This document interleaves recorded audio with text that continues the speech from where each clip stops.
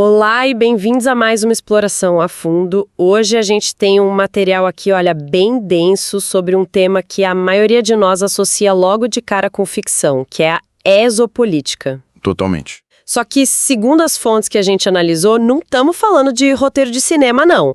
A definição aqui é bem direta. É bem específica, né? Sim, a exopolítica seria um ramo secreto, não oficial, das relações exteriores. Pensa assim, tipo uma agência supragovernamental de altíssimo nível, formada pelos serviços de inteligência dos aliados, logo depois da Segunda Guerra. Exato. E a nossa missão hoje é tentar mapear o que esses documentos chamam de o grande ocultamento. Isso. E é fundamental a gente entender a escala do que está sendo proposto aqui. Não é só mais uma teoria da conspiração isolada. É uma reescrita completa da história do pós-guerra. Completa. Nosso trabalho vai ser seguir o rastro que esses textos deixam. Um rastro que conecta OVNIs, uma facção secreta que teria sobrevivido à guerra e um conflito de escala cósmica. Nossa! E para institucionalizar tudo isso, para manter o segredo bem guardado, as fontes afirmam que foi criado um comitê ultra secreto, o Majestic 12, ou MJ-12. O famoso MJ-12. O fascinante aqui é como os documentos apontam para uma causa raiz para toda essa operação. Uma origem que é, assim, o oposto do que todo mundo pensa. Ok, vamos lá, vamos desempacotar isso porque já começou complexo. O núcleo da conspiração que o material descreve é, no mínimo, chocante. O verdadeiro motivo de tanto segredo de décadas e décadas de acobertamento não seria para esconder a chegada de alienígenas de outros planetas. Não mesmo. Foi criado para esconder algo muito mais terreno. A sobrevivência tecnológica e física da Alemanha nacional-socialista na Antártida. Exato. Numa base secreta chamada Base 211, na região de Neuschwabeland. E a tecnologia que estaria sendo escondida é o que vira o jogo todo. As fontes descrevem com detalhes os famosos discos voadores nazistas, citando modelos como Raunebu e Vril. Certo. E o ponto fundamental é que eles não funcionariam com combustão, com foguetes. A propulsão seria baseada em tecnologia antigravitacional, alimentada por uma força que eles chamam de Vril. Vril. Essa palavra aparece bastante aqui. Antes da gente seguir, o que exatamente as fontes dizem que é o Vril? É tipo um combustível novo, uma energia? Então, não exatamente. E essa é a parte mais difícil de entender para a nossa mentalidade moderna, sabe? Não é como o petróleo, urânio ou hidrogênio. Entendi. A descrição é quase metafísica. As fontes o descrevem mais como uma energia vital, uma força da consciência que pode ser canalizada para interagir com a matéria. Pensa no conceito de chi ou prana, das tradições orientais. Ah, tá. Mas com uma aplicação tecnológica direta. É uma fusão de mente e máquina. A alegação é que com essa tecnologia, essas naves sobrevoavam os céus dos Estados Unidos, da União Soviética, com total impunidade depois de 1945. Nossa. E isso era um problema que precisava ser escondido a qualquer custo. E como se esconde algo tão gigantesco? Pelo visto, criando uma distração ainda maior. A narrativa que os documentos constroem sugere que a chamada sinarquia internacional deliberadamente criou e alimentou a cultura ufológica extraterrestre. Exato. E só para contextualizar, as fontes descrevem essa sinarquia como uma espécie de governo oculto global. Uma aliança de elites financeiras, industriais, políticas, que estaria orquestrando os grandes eventos mundiais por trás dos panos. Ok. Seriam eles os arquitetos do grande ocultamento. E a estratégia foi brilhante, na sua simplicidade. Deram ao público uma história sobre homenzinhos verdes e naves de planetas distantes. Para que ninguém olhasse para a ameaça real. Exatamente. Uma ameaça que estaria aqui mesmo, na Terra, na Antártica. Deixa eu ver se eu entendi. Então a grande sacada aqui, segundo as fontes, é que o fenômeno OVNI, como a gente conhece, seria a maior operação de marketing da história. Uma campanha de desinformação global. A maior de todas. Criada não para esconder alienígenas, mas para esconder uma facção humana super avançada. Isso. Isso muda completamente a perspectiva de tudo. Muda tudo. E o incidente de Roswell é apresentado como o estudo de caso perfeito dessa estratégia. Certo. Segundo os documentos, foi uma encenação completa, orquestrada nos mínimos detalhes para vender para a mídia e para o público a ideia de que os avistamentos eram de naves e seres de outro mundo. Uma farsa. Sim. O foco foi desviado para o espaço sideral para bem longe da realidade intraterrena da base antártica. E quem estaria no comando dessa operação? O já mencionado MJ-12. Certo. E as fontes são bem explícitas. Elas nomeiam figuras como os presidentes Harry Truman e Dwight Eisenhower, que são descritos como maçons de grau 33, e estrategistas como Henry Kissinger. Nossa. Como cérebros por trás dessa cortina de fumaça global. Ok, vamos recapitular, porque isso é muita coisa. Então, a teoria aqui é que os OVNIs que vemos são, na verdade, tecnologia nazista de uma base secreta na Antártida. É uma afirmação de explodir a cabeça. É muito radical. Mas o material diz que isso é só a ponta do iceberg, certo? Que essa disputa geopolítica é só um teatro de marionetes para um conflito muito maior. Exatamente.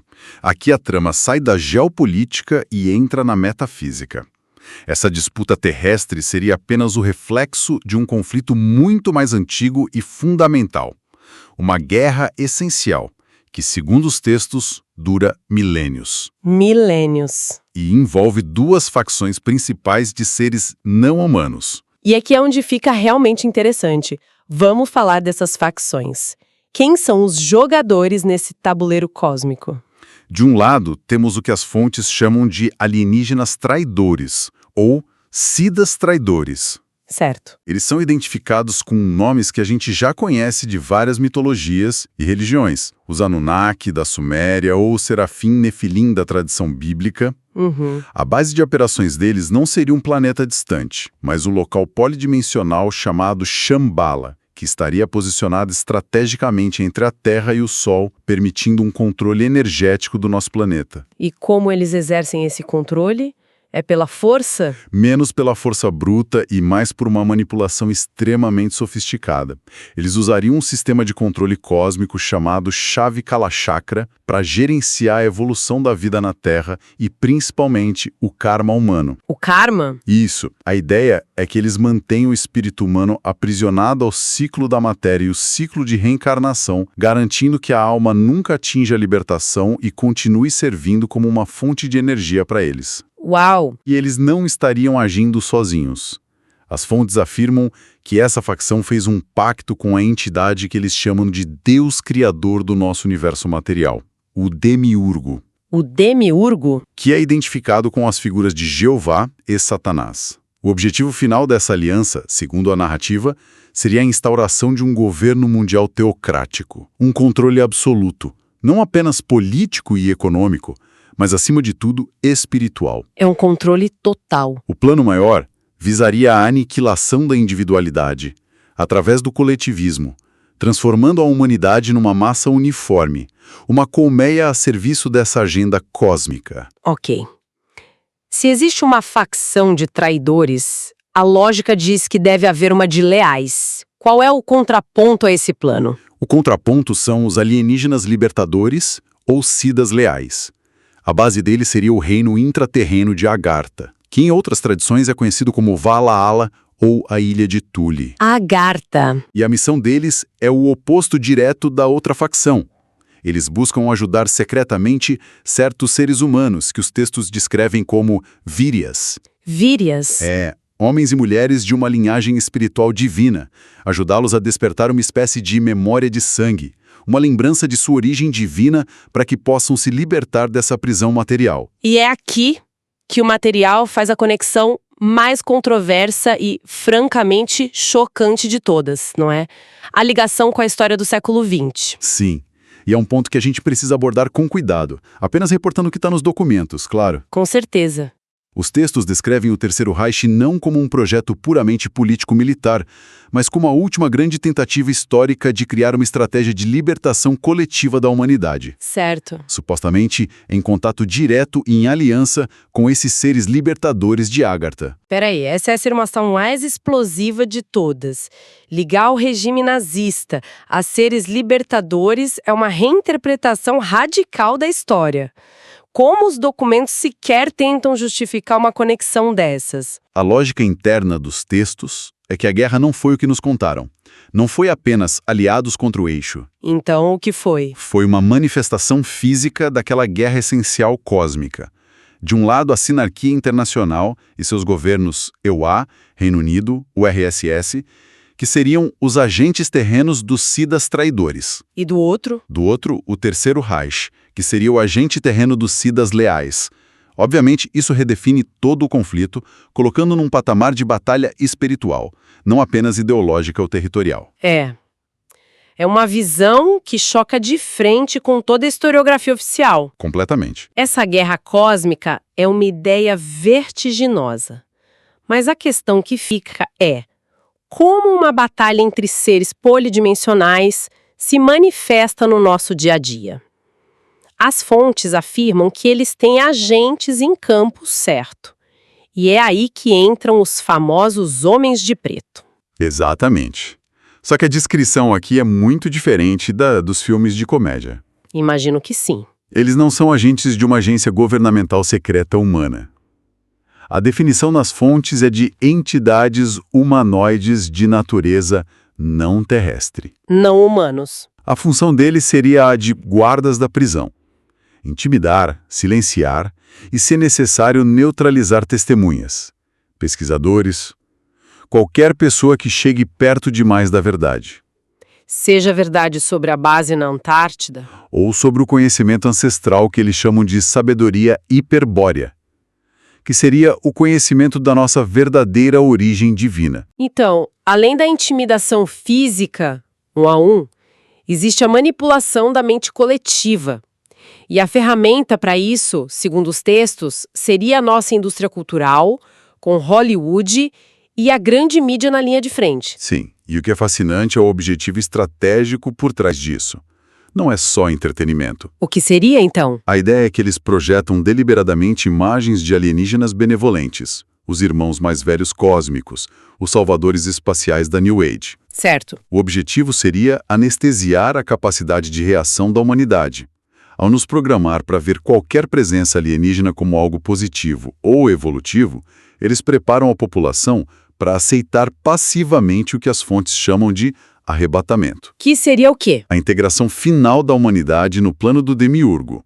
Um plano que, segundo essa narrativa sombria, culminaria num sacrifício ritual de milhões de pessoas no que seria o fim da história. Um controle global totalitário. E, segundo o material, essa disputa por controle não acontece só na nossa mente, através da mídia. Há um campo de batalha físico e estratégico na Terra hoje, não é? As fontes apontam diretamente para a América Latina. Apontam sem rodeios. O Cone Sul, especialmente a região dos Andes e a Patagônia, é visto como o epicentro geográfico onde esse conflito, antes oculto, vai se tornar visível para todos. E por que lá? Há uma razão estratégica. A sinarquia, através de um projeto geopolítico chamado Plano Andinia e da manipulação de governos locais, estaria buscando controlar militar e politicamente essa região a todo custo. Para quê? O objetivo seria impedir o acesso ao que as fontes descrevem como portas dimensionais localizadas na Cordilheira dos Andes e na Antártida.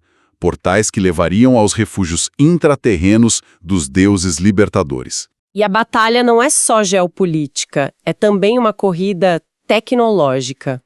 As fontes falam de uma super tecnologia que estaria na posse dessa facção da Antártida, algo muito além do que as superpotências atuais conseguem sonhar. O principal artefato é chamado de Die Glocke, ou o sino. Die Glocke é descrito não apenas como uma nave, mas como um dispositivo de propulsão por antimatéria e implosão capaz de gerar campos de torção extremos. E o que isso faz na prática?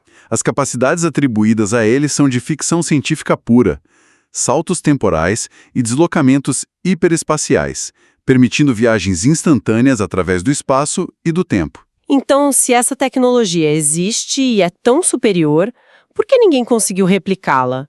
Por que bases super secretas como a Área 51, com todos os recursos do mundo, não conseguiram fazer a engenharia reversa e construir algo parecido? E essa é a resposta-chave que conecta tudo.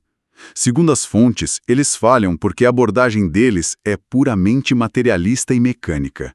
Eles tentam desmontar e copiar. Mas falta alguma coisa. Falta a peça fundamental: o domínio do Vril. Como a gente falou no início, o Vril não é uma fonte de energia externa que se coloca no motor.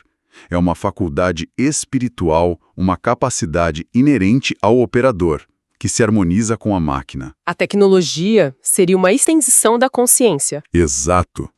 Sem essa sintonia espiritual, o hardware é inútil. É por isso que a ciência materialista moderna não consegue vencer a gravidade e o tempo da mesma forma. Eles estão tentando abrir uma fechadura complexa com uma marreta. Então, o que tudo isso significa? Se a gente junta todas as peças do quebra-cabeça que essas fontes apresentam, a exopolítica é o campo de batalha definitivo. É onde se decide o destino da consciência humana. A escolha final que os textos colocam é drástica. Ou o ser humano continua no seu papel de robô biológico, uma engrenagem inconsciente no plano dos alienígenas traidores, ou ele recupera essa suposta divindade extraterrestre original para lutar no que é chamado de batalha final. A analogia final usada nos documentos é muito poderosa para amarrar essa visão de mundo. Pede para que se imagine a exopolítica como o conselho de administração de uma mineradora interestelar que gerencia uma colônia penal. E nós seríamos... Nós, a humanidade, seríamos os prisioneiros que fomos condicionados a acreditar que vivemos num país livre, e os guardas, disfarçados de políticos, líderes espirituais, cientistas e celebridades, garantem que ninguém olhe para além dos muros invisíveis que separam esta mina-planeta do resto do universo. Uma imagem bastante sombria e incrivelmente detalhada. Uma estrutura de controle que, segundo essa visão, vai da política de Washington até o fundo da nossa própria consciência. Isso levanta uma questão importante. Se a gente seguir a lógica interna desses documentos, mesmo que por um instante, e aceitar a premissa de que a tecnologia mais avançada está fundamentalmente ligada a uma capacidade espiritual e não apenas material, Certo. o que isso sugere sobre a nossa busca contemporânea pelo progresso científico, que é quase puramente mecanicista. Qual seria o custo de ignorar essa suposta dimensão espiritual na nossa busca por dominar o universo? Para uma melhor compreensão desse tema, recomendamos a leitura do livro O Mistério de Belicena Vilca, cujo link de download está fixado na descrição deste vídeo.